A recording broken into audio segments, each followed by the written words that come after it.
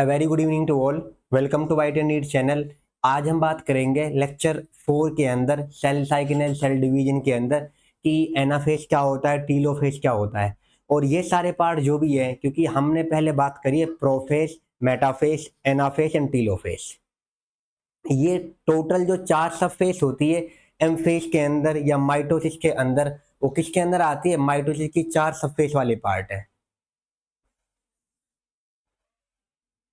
अब इसके ना देखिए, सबसे पहले तो क्या है, हम अब इसके क्लास को स्टार्ट करने से पहले ये देखेंगे कि प्रोफेज और मेटाफेज, क्योंकि ये हमने कल की क्लास में मींस लास्ट क्लास में देख लिया था क्या होता है डिटेलिंग में।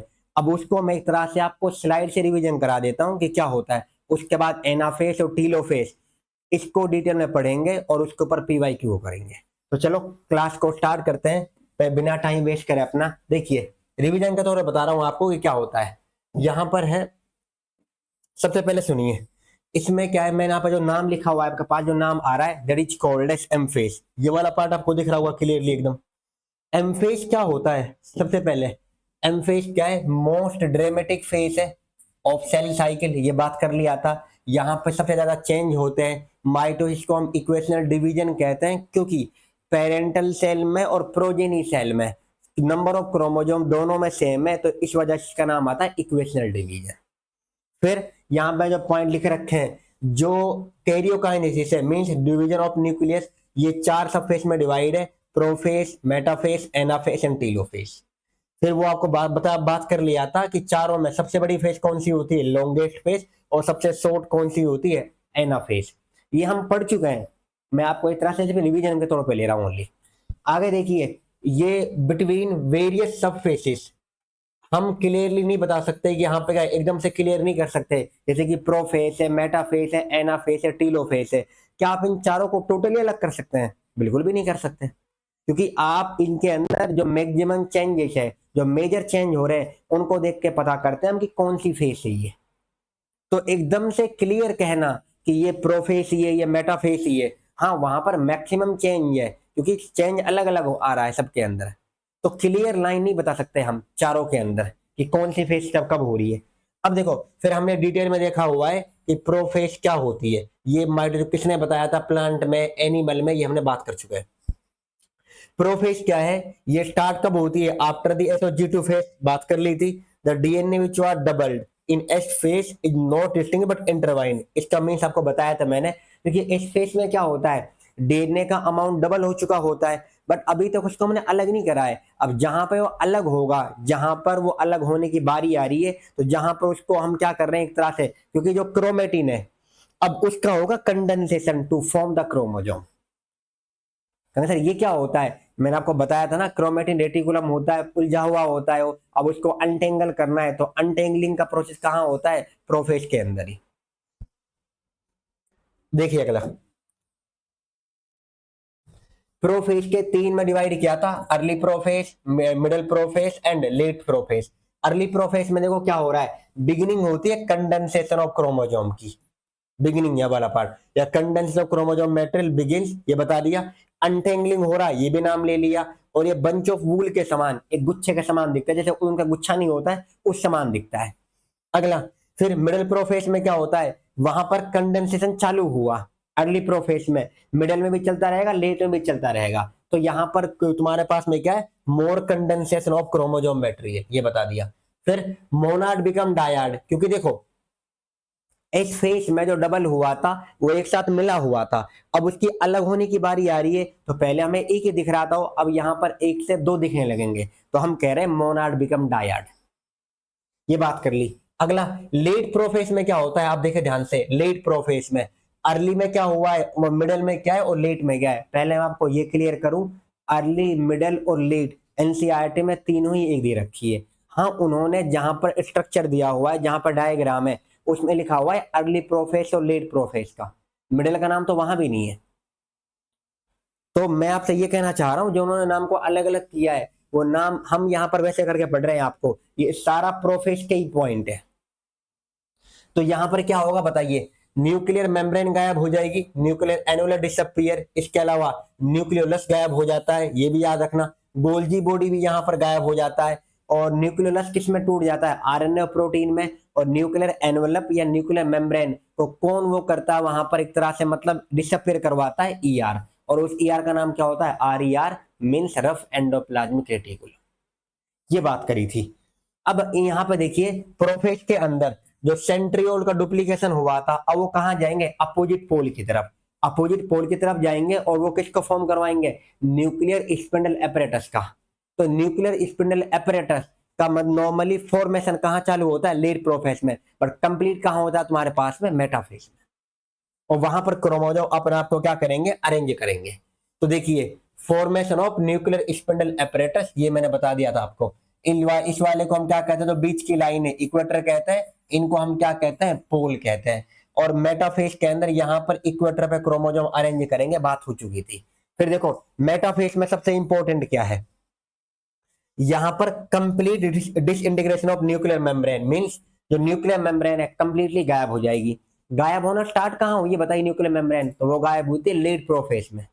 अब यहाँ पर क्या है, लेट प्रोफेज में, तो मेटाफेज में कंप्लीट हो जाएगी। और यहाँ पर क्रोमोसोम का कंडेंसेशन कंप्लीट हो चुका है, बिल्कुल कंप्लीटेड।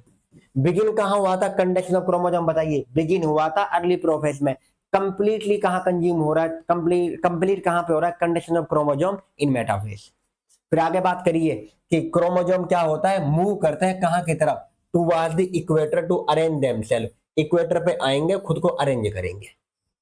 फिर क्रोमोसोम ने खुद को अरेंज कर लिया तो उस अरेंजमेंट को हम कहते हैं मेटाफेज प्लेट। तो देखिए ये बता दिया मैंने, ये वाला पार्ट यहाँ पर डायग्राम में, ये क्रोमोसोम है, क्रोमोसोम में 2 क्रोमेटिड होते हैं। और क्रोमेटिड से, क्योंकि एक क्रोमोसोम में कितने क्रोमेटिड होते हैं, 2 होते हैं, और दोनों किससे जुड़ते हैं, सेंट्रोमियर से।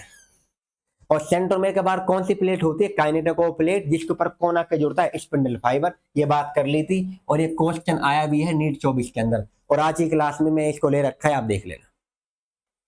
आगे देखिए अगले वाले पार्ट में, ये क्रोमोसोम था, मैंने आपको समझाया कि फॉर एग्जांपल ये क्रोमोसोम है, तो क्रोमोसोम के अंदर क्रोमोसोम किस में होता है, पेयर में, और आधे पार्ट के क्रोमोसोम को क्या कहते हैं, क्रोमेटिड। ये बात कर ली थी।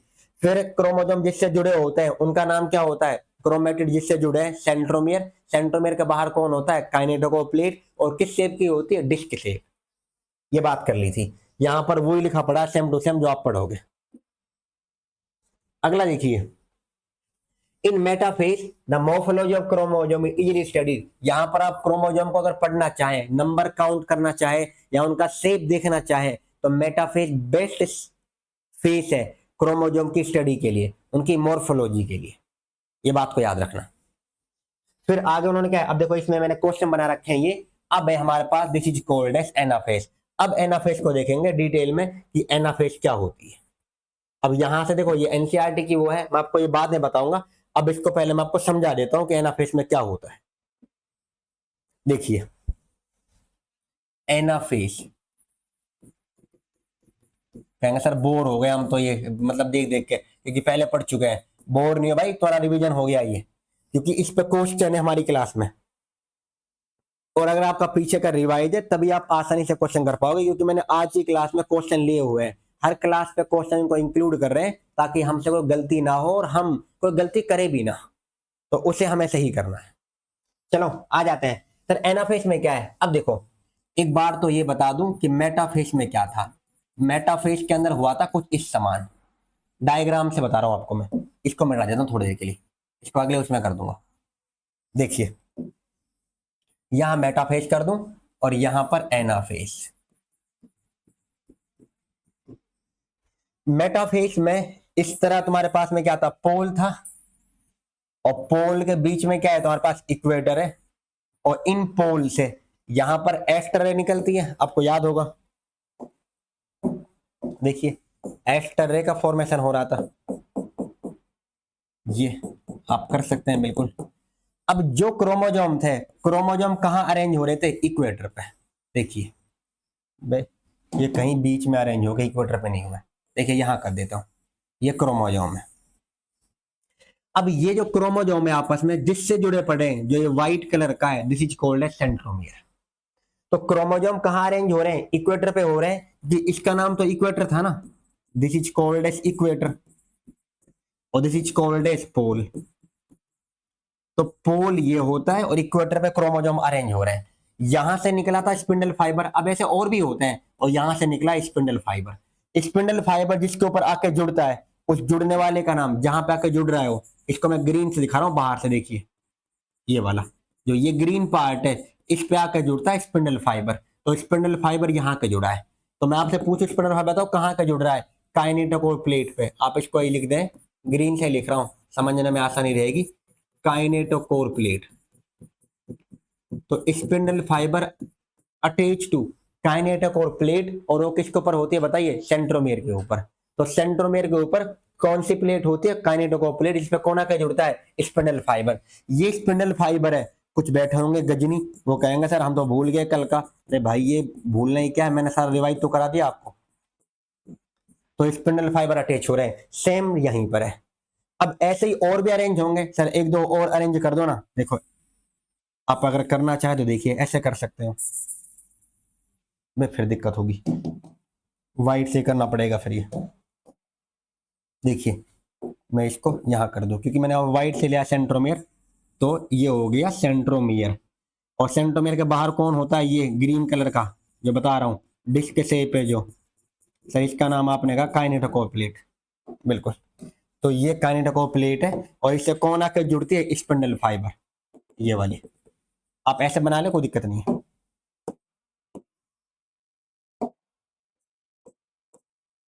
आप ये कर सकते हैं।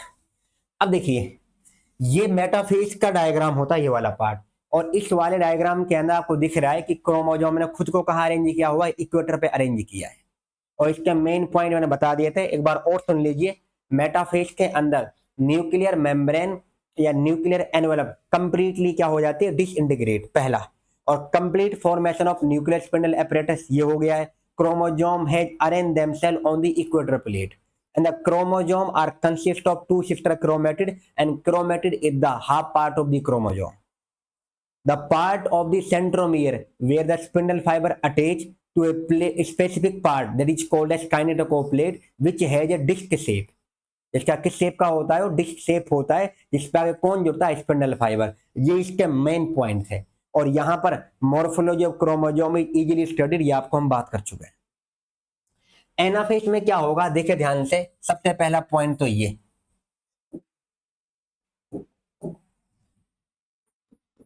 द क्रोमोसोम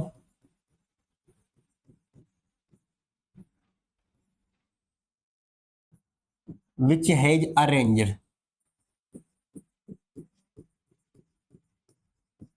themselves, जो क्रोमोसोम है कहाँ अरेंज किया बताइए? themselves on the equator।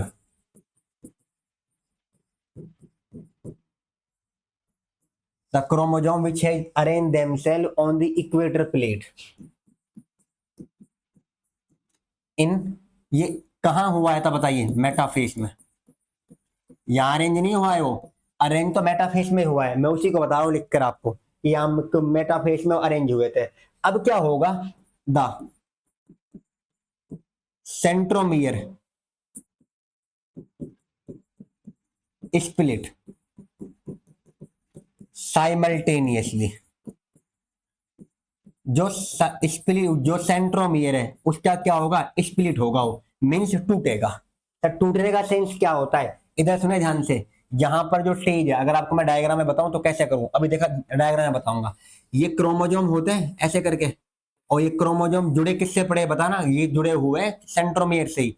तो जो सेंट्रोमियर है, अब इसका जो आधा पार्ट है, क्योंकि देखो स्पिंडल फाइबर यहाँ जुड़ा हुआ है, ये वाला पार्ट ये यहाँ जुड़ा हुआ है। अब ये इस वाले को, ये इसका आधा पार्ट है जो, ये इसको अपनी तरफ खींचेगा, ये एनाफेज में होगा। ये तो यहाँ पे से अरेंज है, ये आधा पार्ट इस तरफ आएगा, आधा पार्ट इस तरफ आएगा। तो जो ये सेंट्रोमियर है, ये बीच का पार्ट यहाँ से टूट जाएगा, और दो क्रोमेटिड बन जाएंगे। फिर ये आधा पार्ट इस तरफ और आधा पार्ट इस तरफ। तो ये हाफ हाफ के अंदर कहां पे तुम्हारे पास हो रहा है? तो ये एनाफेज में होगा। तो स्प्लिटिंग ऑफ सेंट्रोमियर ये इसकी सबसे बड़ी मेन प्रॉपर्टी है एनाफेज ऑफ माइटोसिस की।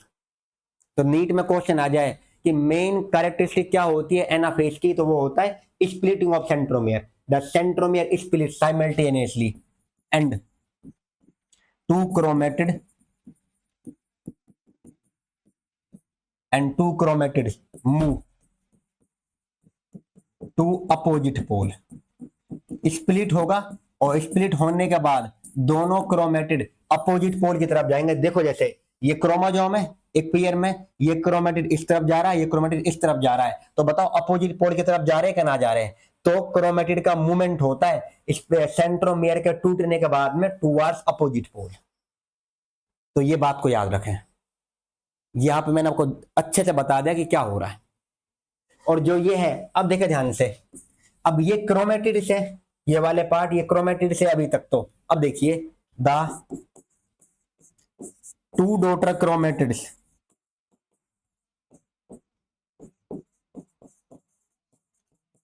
the two daughter chromatids which are formed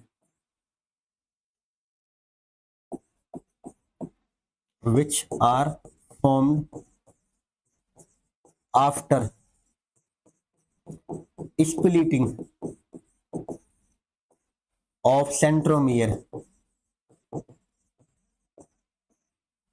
किसके टूटने से बने बताइए? Splitting of centromere, are called as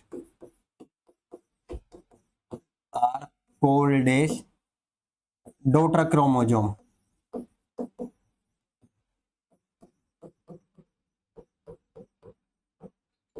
daughter chromosome of the future cell. भाई अब वो हाफ हाफ में बट चुके हैं, अब जब हाफ हाफ में बट गए हो तो क्या हुआ, एक उस तरफ गया एक इस तरफ गया, और दोनों पोल जो है तुम्हारे पास में क्या है, अब एक से कितनी सेल बनने वाली है? दो सेल बनने वाली है। क्रोमेटिड गए थे, अब वही तो क्रोमेटिड अगली सेल जो बन रही है उनके फ्यूचर क्रोमोसोम्स हैं। तो फ्यूचर क्रोमोसोम मींस क्या कह रहा हूं, जो ये वाले पार्ट है समझिए, ये इस तरफ गया है, अभी तो इसका नाम क्रोमेटिड है, इसके जब यहाँ पे मूवमेंट वैसे कर रहा है ये भी क्रोमेटिड है, बट ये इस सेल, जो ये सेल अलग बन जाएगी और ये सेल अलग बन जाएगी, तो इस सेल का फ्यूचर क्रोमोसोम, इस सेल का तो क्रोमोसोम है, तो इससे तो हम कह रहे हैं डॉटर क्रोमोसोम। तो फ्यूचर सेल का वो डॉटर क्रोमोसोम। अब देखिए आगे, चलो और क्या आएगा इसके अंदर, अब आगे देखें। ये इस समान हो जाता है, समझे ध्यान से कैसा दिखता है हमें, ये आपको समझाने की कोशिश करता हूं मैं। देखिए ये हो गया पोल एक, और ये दूसरा पोल, और यहां पर क्या होता है इक्वेटर, ऐसे इसको मैंने बना दिया आपके समझने के लिए। क्या होगा इसके अंदर, ये इस समान कुछ बन जाएगा,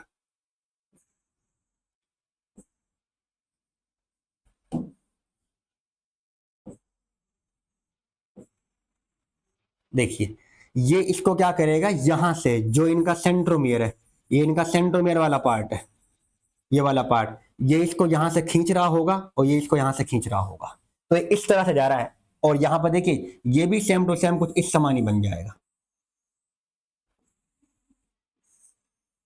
अब ये इसको यहां से खींच रहा होगा, ये स्पिंडल फाइबर है, ये इसको हिसाब कहेंगे सर ये कैसे बने? भाई ये क्रोमोसोम कुछ इस समान नहीं थे क्या? देखना ध्यान से, क्या इस समान थे ये?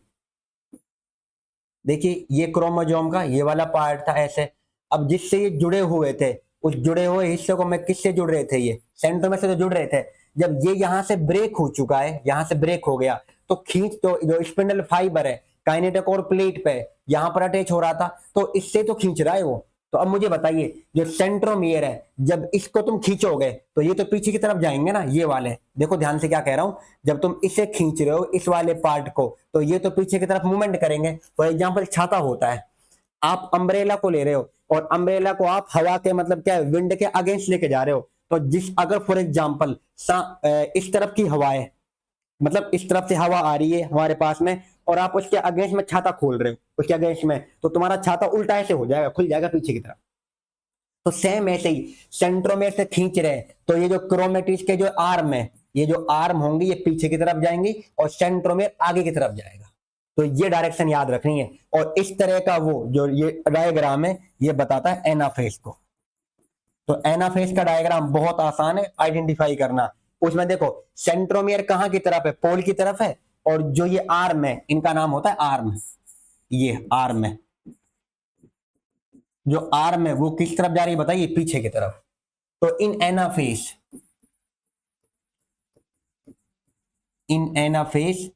आफ्टर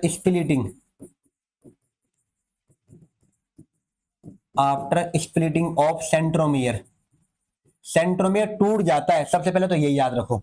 तो आफ्टर स्प्लिटिंग ऑफ सेंट्रोमियर क्या हो रहा है? After splitting of centromere the centromere movement, या सेंट्रोमियर किसकी तरफ है देख लीजिए, the centromere is towards, centromere बताओ किसकी तरफ जा रहा है? पोल की तरफ जा रहा है, क्योंकि ये सब ये सामने की तरफ है, इज टूवर्ड्स पोल। और जो क्रोमेटिड्स है, जो उनकी आर्म है, वो किसकी तरफ है? पीछे की तरफ है। एंड लिखते हैं यहां पर एंड आर्म्स ट्रेलिंग बिहाइंड। ये सेंटेंस याद रखना कि आर्म ट्रेलिंग बिहाइंड का मीन्स क्या है और सेंट्रोमियर टुवर्ड्स पोल का मीनिंग क्या है। बहुत इंपॉर्टेंट है ये स्टेटमेंट, एनसीईआरटी में गिवन है, मैं आपको समझाऊंगा अभी।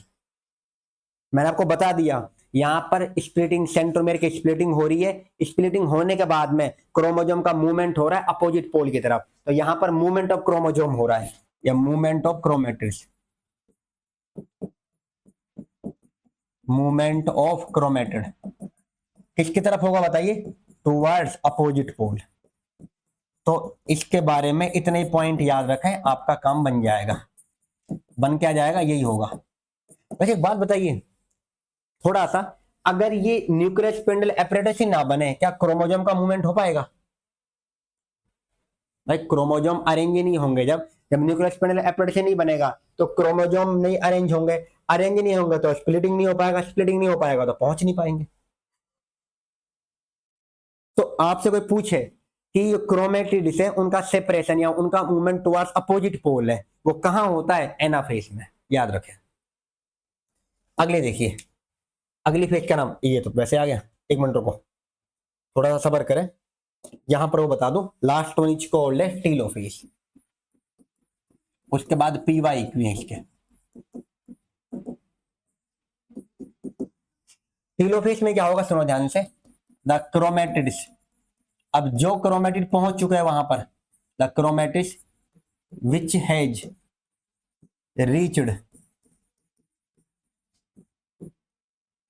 टू अपोजिट पोल, अब वहां पर पहुंच चुके हैं अपोजिट पोल पे। पहुंच कहां चुके हैं? टीलोफेज में। वहां पहुंचने के बाद अभी तक बताओ क्रोमोजोम थे या नहीं थे? प्रोफेज में क्या हुआ था बताना? क्रोमेटिन से क्या बना था? क्रोमोजोम। और जब क्रोमेटिन से क्रोमोजोम बनता है तो उसको हम क्या कहते हैं? Condensation of chromosome. क्या बोलते हैं बताइए? Condensation of chromosome. और यहां पर क्या हो रहा है? उल्टा, जब क्रोमोजोम पहुंच रहा है वहां पर, अब क्रोमोजोम खुद की जो आइडेंटिटी है अपने आप को खोल लेगा, मतलब वापस से क्रोमेटिन बना लेगा। तो जब क्रोमेटिन से क्रोमोजोम बन रहा था, क्या बोला था? कंडेंसेशन। और जब क्रोमोजोम से क्रोमेटिन बनेगा तो कह सकता हूं डीकंडेंसेशन। तो डीकंडेंसेशन ऑफ क्रोमोजोम कहां होता है? टीलोफेज में, याद रखें, इंपॉर्टेंट है। यहां पर क्या लिखूंगा के सुनिए, the chromatid, the chromosomes lose their individuality, means जो क्रोमोजोम नाम अब आ रहा था, अब वो क्रोमोजोम नाम नहीं आएगा, अब अपने आप को पहले क्या है एक तरह से अरेंज थे, वापस से कहेंगे हमें वापस से खुलना है, तो वापस से डिकंडेंस होंगे वो। तो क्या कह रहा हूं यहाँ पे, इंडिविजुअलिटी का मीन्स है क्रोमोजोम डिकंडेंस, और जब डिकंडेंस होंगे तो डिकंडेंस टू फॉर्म क्रोमेटिन, और क्रोमेटिन से क्रोमोजोम कहां बनता है? प्रोफेज में बनना स्टार्ट होता, बताया था। और इसका मीन्स अपोजिट हो रहा है एक तरह से प्रोफेज का। भाई अपोजिट हो रहा है क्योंकि वहां पर क्या बना था? क्रोमेटिन से क्रोमोजोम। जब क्रोमेटिन से क्रोमोजोम बनता है, यहां लिख ले अगर आप थोड़ा सा लिखना भी चाहें, नोट क्या है, क्रोमेटिन से क्या बनता है? क्रोमोजोम। और जब क्रोमेटिन से क्रोमोजोम बनता है तो उसको मैंने क्या कहा था? कंडेंसेशन। तो कंडेंसेशन कहां होता है? प्रोफेज में, क्रोमेटिन से क्रोमोजोम का बनना। अब क्या कह रहा है? अब वो कह रहा है कि क्रोमोजोम जो है, क्रोमोजोम से क्या बनेगा? क्रोमेटिन। क्रोमोजोम से क्रोमेटिन, तो इसको मैं कह सकता हूं डीकंडेंसेशन। यही तो कह रहा हूं, और क्या, इतना मुश्किल थोड़ी है जितना मुश्किल मान रहे हो। तो डीकंडेंसेशन हो रहा है। ये कहां होगा बताइए? कंडेंसेशन प्रोफेज में बिगिन होगा, ये कहां हो रहा है? टीलोफेज में। बस स्टार मार ले, कभी पूछ ले। अगला क्या होगा? चलो, एक तरह से अपोजिट हो रहा है प्रोफेज का। प्रोफेज में क्या गायब हुआ था? न्यूक्लियर मेम्ब्रेन गायब हुई थी। न्यूक्लियस भी गायब हुआ था, गोल्जी बॉडी गायब हुआ था, ये वापस से यहाँ अपेयर हो जाएंगे। सर कोई जादू है क्या? कोई मतलब कोई अपेयर हो रहा है, कब वहां तो गायब हो गए, डिसअपेयर करा दिया, यहाँ रीअपेयर हो रहा है। बिल्कुल। अब रीअपेयर कौन कराएगा? तो यहाँ पहले तो याद है कि रीअपेयर किस किस का होता है? Nucleolus, nucleolus, nuclear envelope, nuclear envelope, Golgi body and ER, reappear. अब रीअपेयर कहां हो रहा है? देखो, वो एक तरह से आपको यही पूछ सकता है, बिल्कुल सिंपल ही है बट पूछ सकता है। क्वेश्चन देखिए, ये क्वेश्चन भी तो कर सकता है। द न्यूक्लियर एनवेलप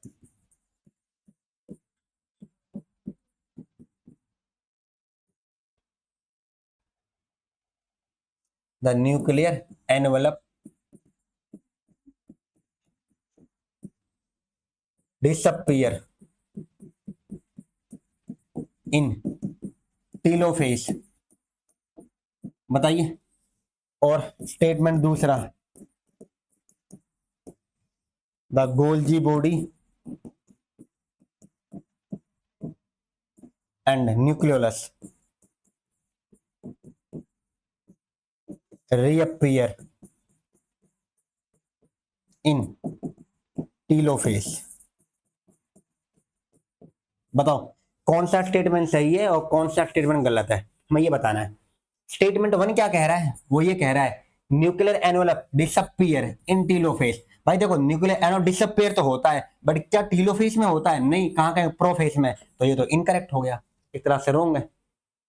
फिर कह रहा है the Golgi body and nucleolus. भाई गोल्जी बॉडी का नाम, न्यूक्लियस, क्या कभी रीअपियर भी होता है? बिल्कुल होते हैं। और रीअपियर कहां होता है? टीलोफेज में। तो ये करेक्ट है, मीन्स ये सही है और ये गलत है।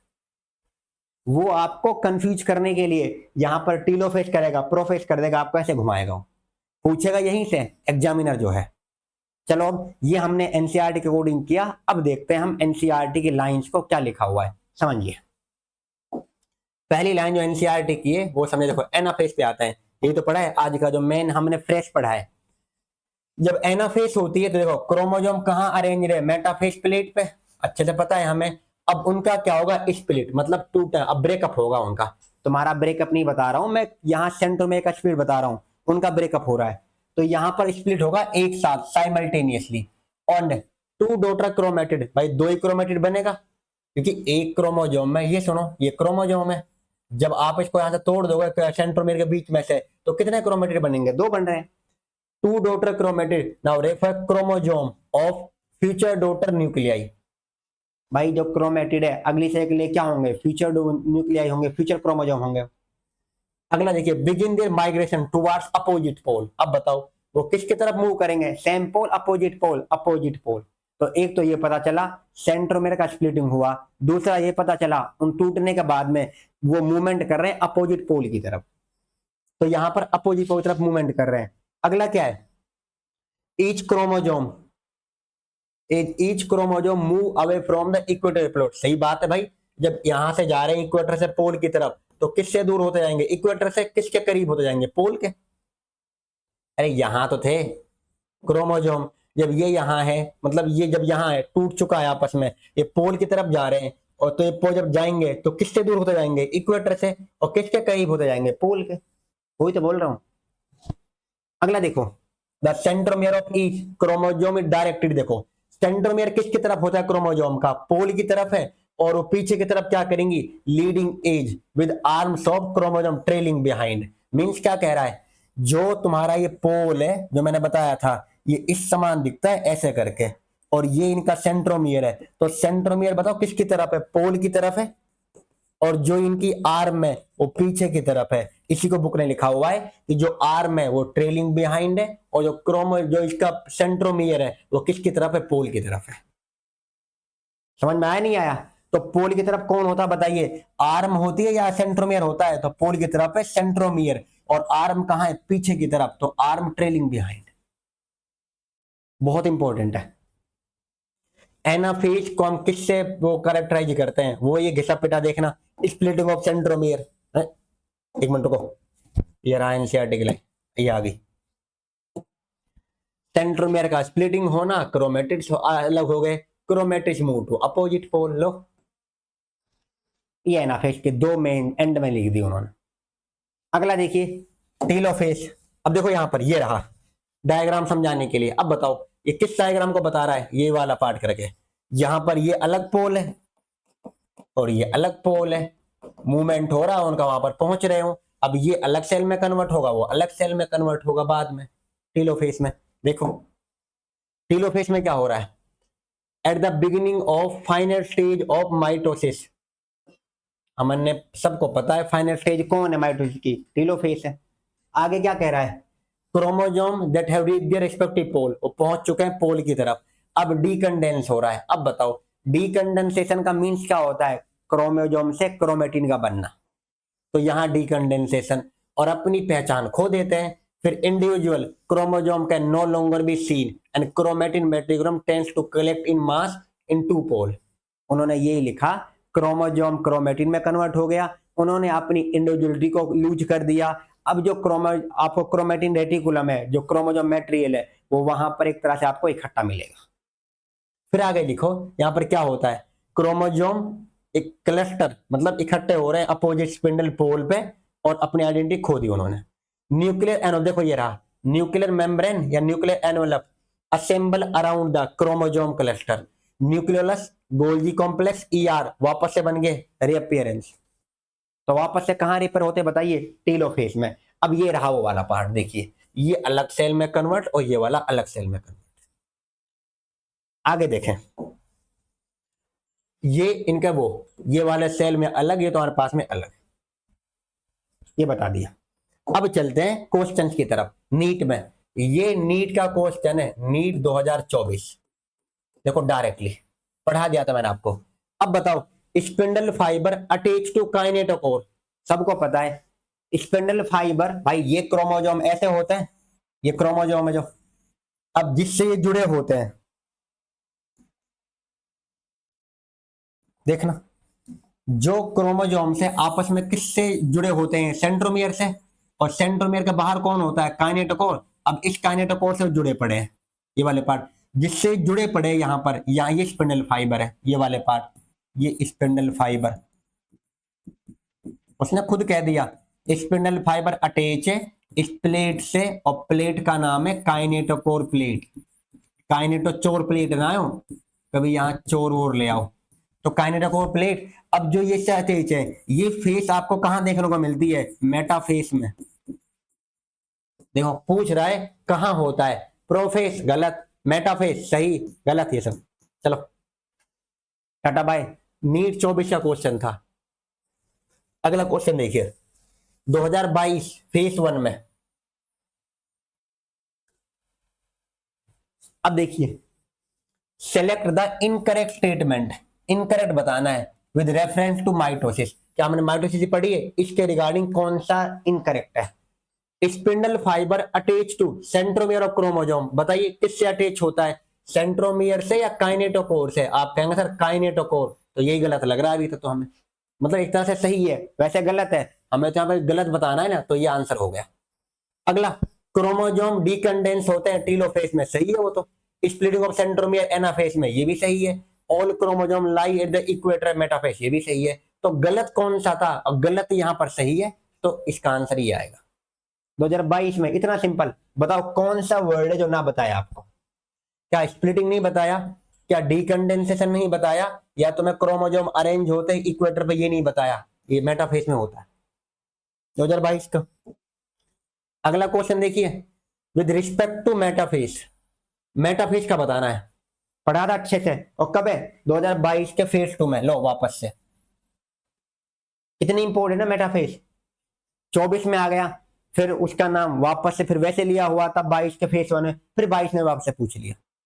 सर 23 का कहां गया, 23 का पढ़ा नहीं था हमने, phase of cell cycle G1S G2M, वहां तो आ गया 23 का क्वेश्चन। अब भाई मतलब जरूरी थोड़ी है कि हर चैप्टर से हर साल क्वेश्चन आएगा, सॉरी हर टॉपिक से। हाँ इस चैप्टर से हर साल आता, ये गारंटी है 3 से 4 क्वेश्चन आएंगे, ये सबसे इंपॉर्टेंट है। अब देखें आगे क्या कह रहे हो, आगे है मेटाफेज के regarding with respect to metaphase which of the following statement is incorrect. अरे गलत ही पूछता है, सही पूछ लिया कर कभी, मतलब कौन सा गलत है ये बताना है। Chromosome lie at the equator, सही है ये तो। Complete disintegration of nuclear envelope, ये भी सही है, मतलब आंसर नहीं वो सही है, हमें गलत बताना है। Chromosome are highly condensed, complete condensation हो चुका, ये भी सही है। Metaphase chromosome made up of 4 sister chromatid, लो भाई 4 कब हो गए, ये क्रोमोजोम होता है, क्रोमोजोम में कितने बे क्या बन गया है, एक मिनट,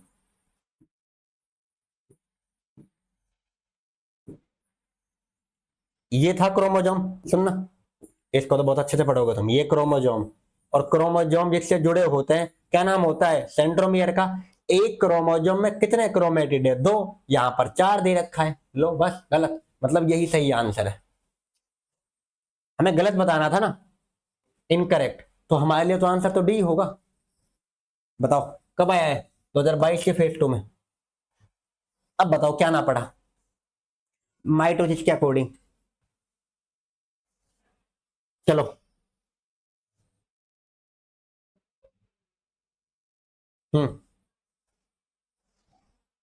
अगला, विच of the following phase option give the correct sequence of event during mitosis, correct sequence बतानी है 2017 में। क्या कह रहा है देखो, क्या कंडेंसेशन सबसे पहले स्टार्ट होता है, बिल्कुल सही है भाई, और ये कहां चालू होता है, प्रोफेज में, और उसने भी किस में हो जाता है बताइए, अर्ली प्रोफेज में। फिर न्यूक्लियर मेम्ब्रेन डिसअसेंबली, ये भी थोड़ा ठीक लग रहा है, वो हो जाता है। क्रॉसिंग ओवर नहीं होगा, कहां से आ गया इसके बाद में, अरेंजमेंट डायरेक्टली इक्वेटर पे, फिर न्यूक्लियर मेम्ब्रेन डिसअसेंबली, यहां तक वो। फिर इसके बाद ये अरेंज कहां हो रहा है देखो, इसके बाद क्रॉसिंग ओवर, क्रॉसिंग ओवर नाम है उनके मियोसिस के, ये भी गलत ये भी गलत। फिर न्यूक्लियर मेम्ब्रेन, ये तो गलत हो ही चुका है, तो ए इज करेक्ट आंसर। पहले कंडेंसेशन, फिर न्यूक्लियर मेम्ब्रेन गायब होती है लेट प्रोफेज में, उसके बाद अरेंजमेंट होता है इक्वेटर पे, ये कहां है, मेटाफेज में। फिर सेंट्रोमियर का टूटता है कहां पर, एनाफेज में, सेग्रीगेट अलग हो जाते हैं, फिर टीलोफेज आ जाती है, तो ए इज करेक्ट आंसर।